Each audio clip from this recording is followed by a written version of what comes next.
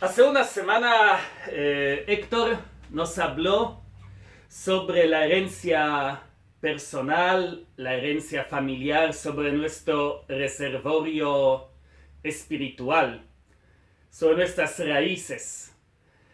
El texto que nos acompaña este año es el texto tomado del Evangelio según San Lucas, del capítulo 4 de este Evangelio.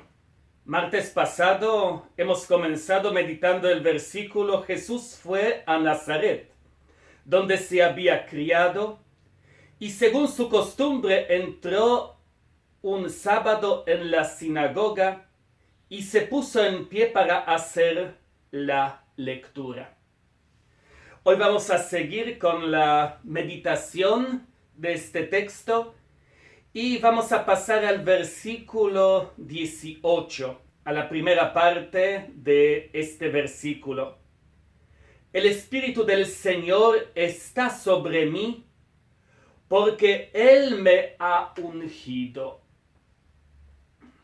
Otros textos, como por ejemplo la Biblia Católica para Jóvenes, están traduciendo el mismo versículo con las palabras: el Espíritu del Señor está sobre mí porque me ha consagrado por la unción. Por eso hoy vamos a tratar de meditar justamente en qué consiste esta unción y a qué nos ha consagrado Dios a través de su Espíritu Santo. ¿Qué es la unción? La unción tiene que ver con el aceite. ¿Qué hace el aceite? Todos lo sabemos. El aceite penetra en lo profundo del cuerpo o del material que es ungido. En el Antiguo Testamento la unción se usaba, por ejemplo, cuando se ungía a los sacerdotes de la Antigua Alianza o a los reyes. ¿Qué significaba la unción? Fue el signo de la elección que hacía Dios de una persona. Y esta elección siempre fue para una misión determinada. Por ejemplo, para que Aarón y sus hijos se conviertan en los sacerdotes de la Antigua Alianza. Todos nos vamos a acordar de un texto muy conocido que es sacado del primer libro de Samuel, del capítulo 16. Cuando Dios envía al profeta Samuel para que unja al futuro rey de Israel. Lo envía a la familia de Jesé. Jesé le presenta a sus 7 hijos. El primero fue Eliab. Samuel pensaba que es él, porque Eliab era una persona robusta, una persona fuerte. Sin embargo, Dios le responde: no te fijes en las apariencias ni en su buena estatura. Yo lo rechazo, porque Dios no ve como los hombres que ven la apariencia. El Señor ve el corazón. Recién cuando Jesé le presenta a su hijo más joven, a David, Dios confirma que este es el elegido. ¿Para qué Dios elige a David? Para que fuera el rey de Israel. Y hay una frase muy linda que termina este texto. Samuel tomó el frasco de aceite y ungió a David en medio de sus hermanos. En aquel momento invadió a David el Espíritu del Señor y estuvo con él en adelante. Por eso la unción tiene que ver justamente con el Espíritu Santo. El texto que hemos escuchado al inicio, el texto sacado del Evangelio según San Lucas, pero en verdad es una cita de la profecía de Isaías, concretamente del capítulo 61, versículos 1 y 2, habla justamente de la unción con el Espíritu Santo.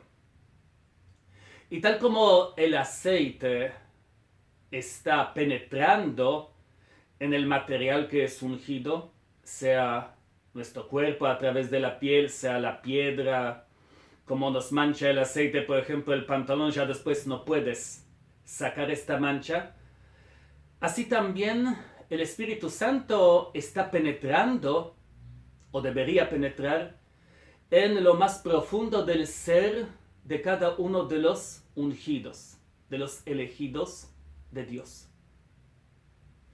La primera unción nosotros experimentamos el día de nuestro bautismo.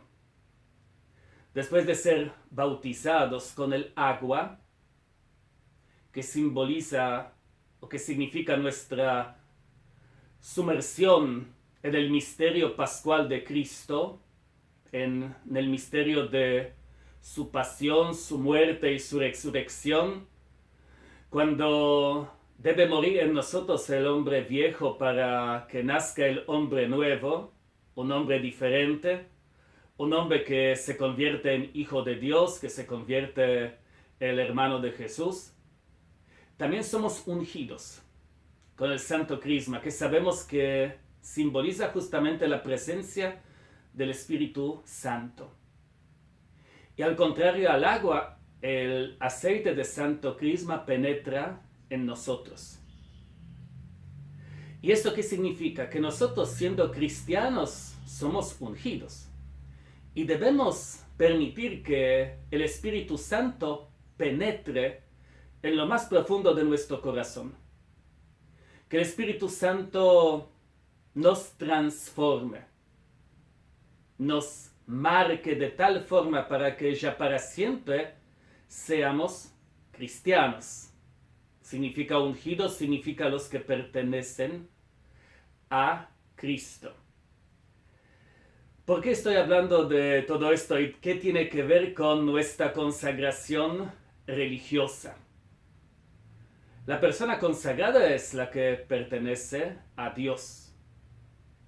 Y nosotros desde nuestro bautismo somos consagrados a Dios en el Espíritu Santo. Significa pertenecemos a Él.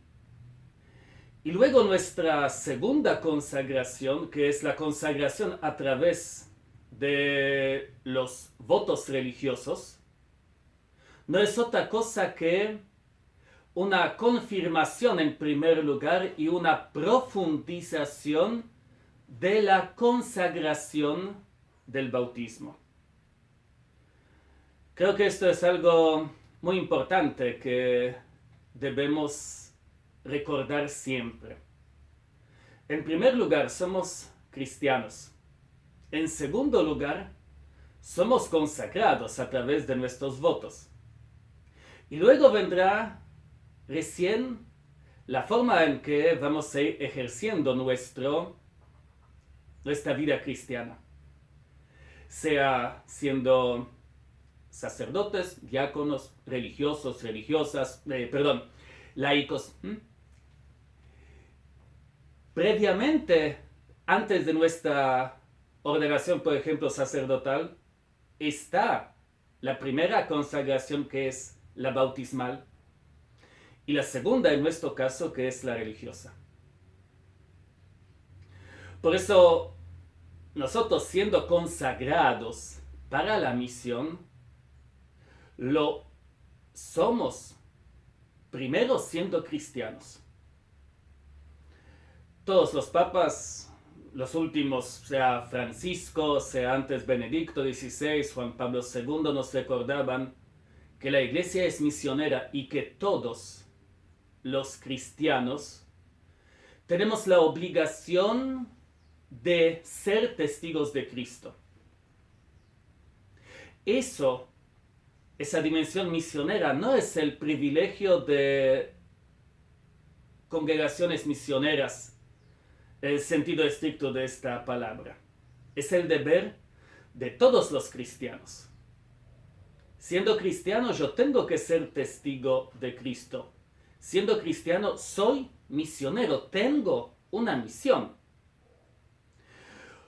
Por eso lo que nos diferencia, caracteriza de todo el universo del pueblo de Dios, de todos los cristianos, creo que no es tanto el hecho de que somos misioneros, pero la forma en que estamos llevando adelante nuestra consagración, nuestra vida de cristianos, nuestra vida de misioneros. En el prólogo de nuestras constituciones, ya en la primera frase, estamos leyendo: el amor y la gracia de Dios nos han reunido de diversas naciones y continentes en una congregación religiosa y misionera, consagrada al Verbo Divino y distinguida con su nombre. Es interesante que lo primero que dice el texto del prólogo cuando habla de nosotros es el hecho de que el amor y la gracia de Dios nos han reunido en una congregación. Así que ha hecho de nosotros una comunidad.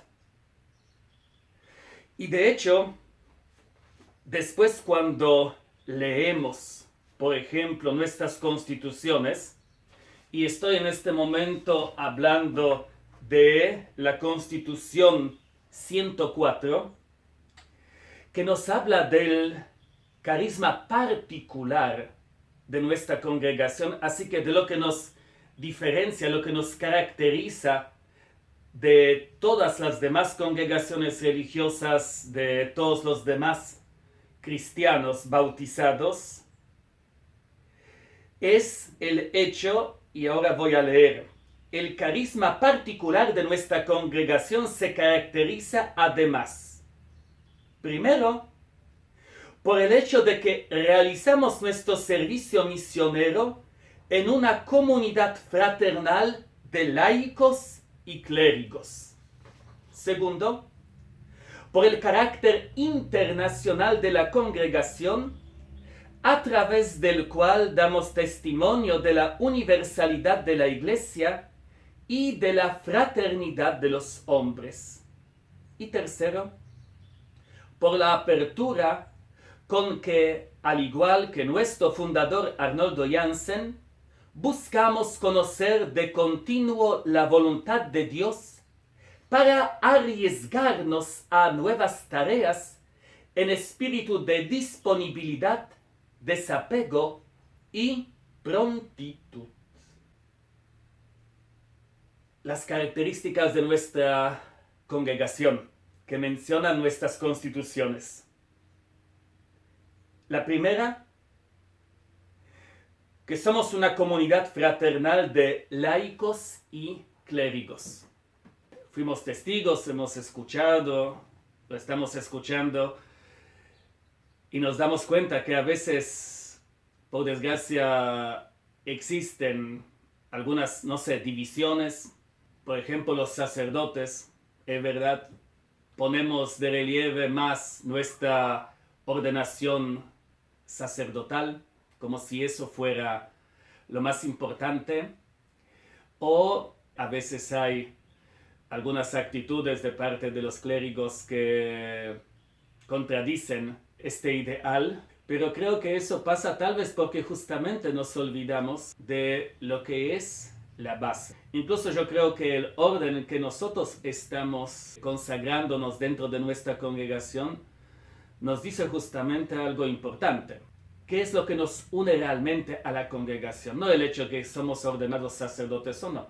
De hecho, cuando recibimos el destino, porque si Dios nos reunió para ser misioneros, para encargarnos una misión, y esa misión es la de proclamar el Evangelio y de formar nuevas comunidades de creyentes. Y fíjense un pequeño detalle.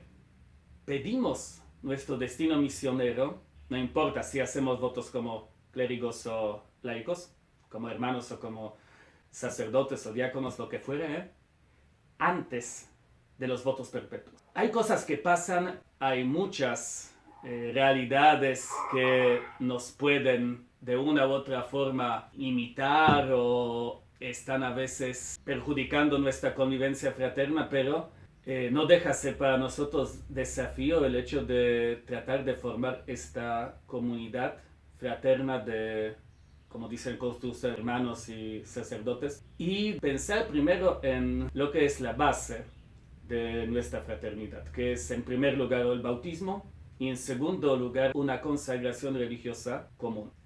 Lo que digo no digo con el espíritu o con el ánimo de enseñar a nadie, simplemente lo veo como el desafío. Muchas de las cosas que hoy voy a compartir los veo también como desafío para mí mismo. No me considero para nada un ejemplo en todas las cosas, pero creo que sí todos estamos llamados a hacer el esfuerzo para llevar adelante el ideal que nos presentan las constituciones. Y de hecho creo que muchas veces justamente por no tener en cuenta nuestras constituciones o por olvidar que ellas son para nosotros un camino seguro, una propuesta convalidada por la Iglesia hacia la santidad, hacia la salvación, hacia un ideal de vida. Y por eso justamente vuelvo a decir, para mí es interesante que lo primero en las características de nuestra congregación, lo que se pone de relieve es justamente hablar de la comunidad fraterna de laicos y de clérigos, es decir, de hermanos y sacerdotes. Segunda cosa que ponen también nuestras constituciones como carisma particular es el carácter internacional de nuestra congregación. De hecho, creo que esto es algo más característico de nuestra congregación. De hecho, muchas veces cuando nos comparamos con otras congregaciones nos damos cuenta que, por ejemplo, las comunidades de una sola nacionalidad, eventualmente dos, es decir, de la provincia que envía y funda una provincia filial, una hija, algo por estilo, y eventualmente de las vocaciones locales. Nuestro padre Arnoldo, nuestro fundador desde inicio, puso de manifiesto y fue algo bien pensado de que nuestras comunidades son internacionales y que eso para nosotros es una riqueza, también es un gran desafío.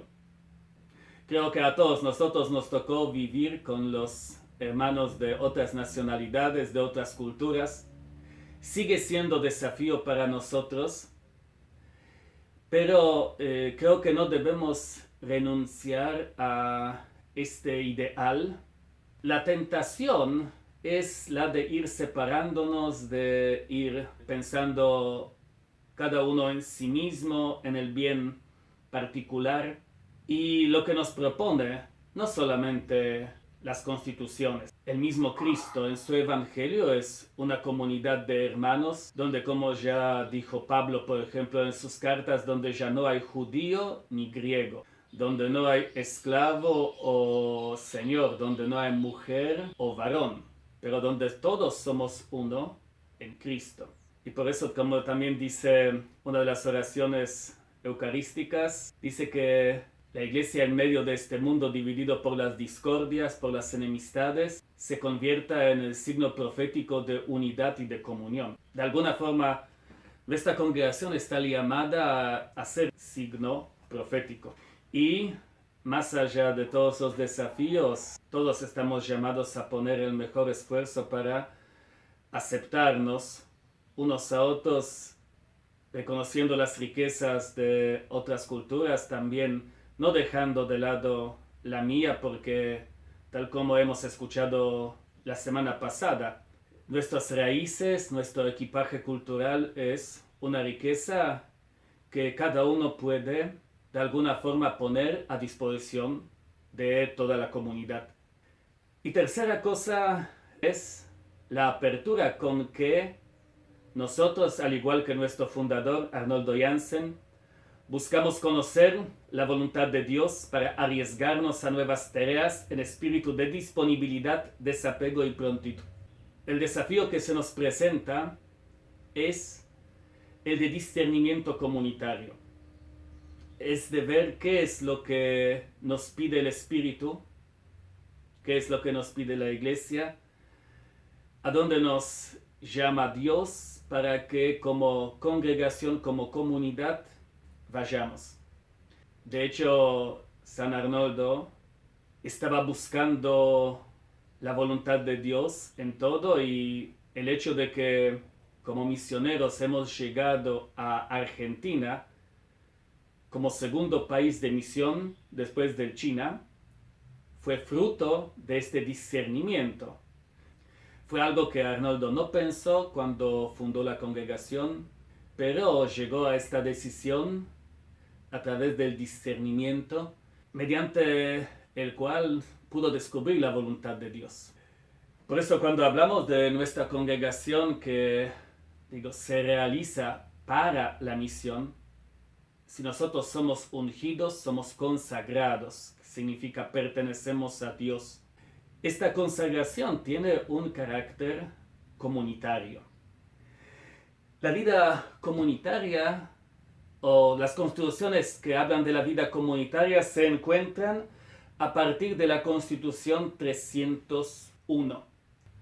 Y la primera cosa de que nos hablan estas constituciones, concretamente la Constitución 301, es Dios uno y trino es origen, modelo y plenitud de toda comunidad humana.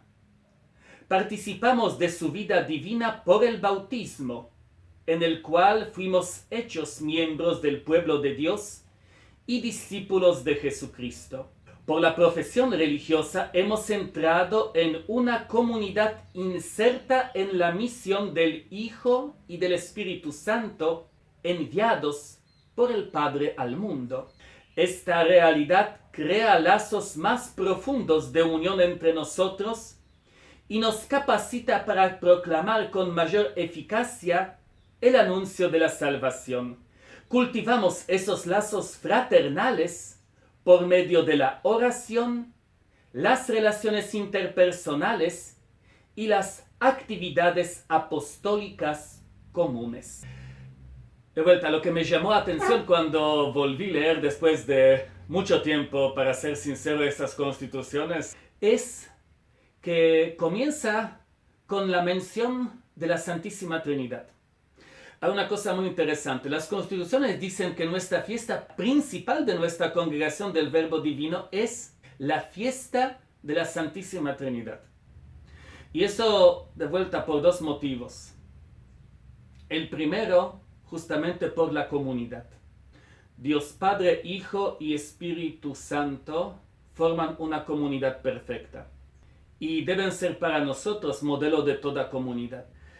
Bien, ¿qué hacer para que nuestra vida comunitaria sea mejor? Y lo primero que nos habla las constituciones es que cultivamos los lazos fraternales por medio de la oración. Después la Constitución 302 nos está hablando que la Eucaristía es el corazón de nuestra vida comunitaria. Yo sé que en las parroquias muchas veces, especialmente los fines de semana, estamos cada uno con muchas misas con la comunidad parroquial. Y es algo bueno. Pero los que vivimos más que uno, ¿cuántas veces a la semana o al mes concelebramos todos la misa? Cuando hablo de concelebración no me refiero solamente al hecho de que los presbíteros estén juntos alrededor del altar. Me refiero a concelebrar significa celebrar juntos la Eucaristía, en la que participan todos los miembros de una comunidad.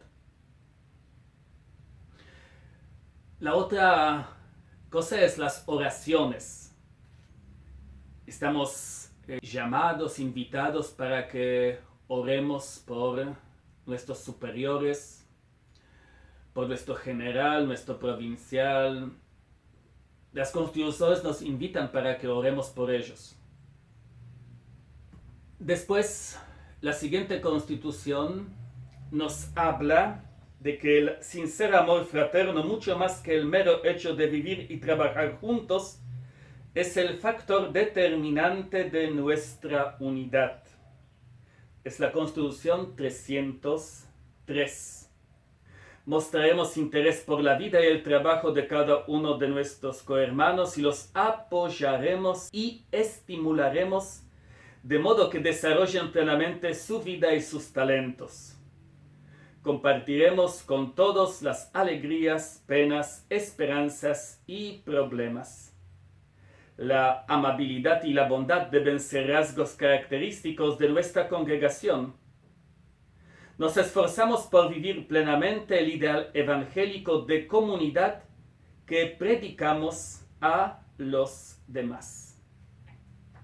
Después, las constituciones nos indican, por ejemplo, que valoremos la riqueza personal de cada uno, que en las casas hablemos el lenguaje o la lengua, digamos, local, que participemos de las asambleas locales, de distritos, que nos sintamos justamente, que cuidemos también de la buena fama de todos los miembros de la congregación.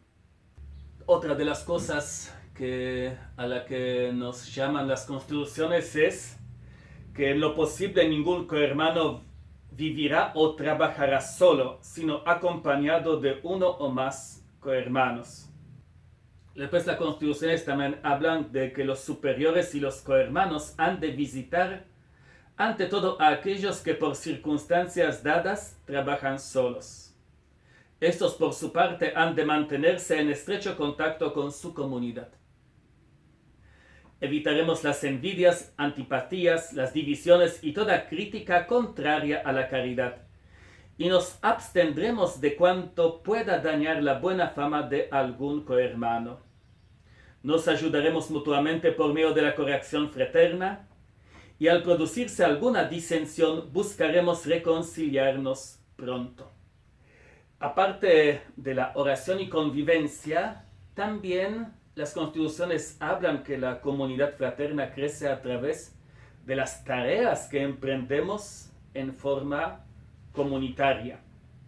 Y bueno, ya para ir terminando, me gustaría todavía compartir dos cosas juntas. Uno, comer juntos es un signo de amistad y de amor y contribuye a acrecentar el sentido de la comunidad. También la recreación en común y el encuentro amistoso son de gran valor para afianzar el espíritu comunitario. Si miramos a las constituciones, como lo característico de los verbitas nos dicen: 1. La comunidad fraterna de laicos y de clérigos. 2. La comunidad internacional. Y 3. La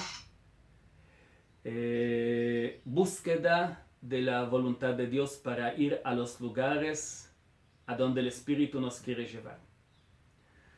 Así que simplemente propongo para que terminemos este encuentro con una oración que nos hace hermanos, que nos recuerda quiénes somos, que es la oración del Padre Nuestro que tantas veces la estamos rezando. Si decimos Padre Nuestro es porque nos sentimos hermanos, porque tenemos un Padre común, porque somos hijos y por consiguiente podemos ser hermanos. Ojalá podamos ir lográndolo, ojalá todos, digo yo primero, y todos nosotros podamos ir logrando este ideal de ser una comunidad de hermanos, donde hay más cosas que nos unen que las que nos diferencian y donde realmente descubrimos la riqueza de las diferencias. Lo bueno, lo hermoso del Espíritu Santo es que pudo reunir a la gente de diversas lenguas, culturas. Él hizo que todos entendían el día cuando él vino, el día de Pentecostés. Todos entendían la predicación de los hermanos. de los cristianos, de los apóstoles. Y eso es lo que puede hacer el Espíritu Santo. Por eso creo que Arnoldo también nos dejó como herencia rezar todos los días al Espíritu Santo, para pedir su luz y para pedir la gracia que Él nos da, y que es también, entre tantas, la gracia de la comunión. Porque el Espíritu Santo es justamente el fruto, es el que une al Padre y al Hijo. Así que también pidamos para que Él nos una a nosotros y para que logremos ser la comunidad de hermanos al ejemplo de la Santísima Trinidad. Padre nuestro, que estás en el cielo, santificado sea tu nombre, venga a nosotros tu reino, hágase tu voluntad, en la tierra como en el cielo. Danos hoy nuestro pan de cada día, perdona nuestras ofensas como también nosotros perdonamos a los que nos ofenden, y no nos dejes caer en la tentación y líbranos del mal. Amén.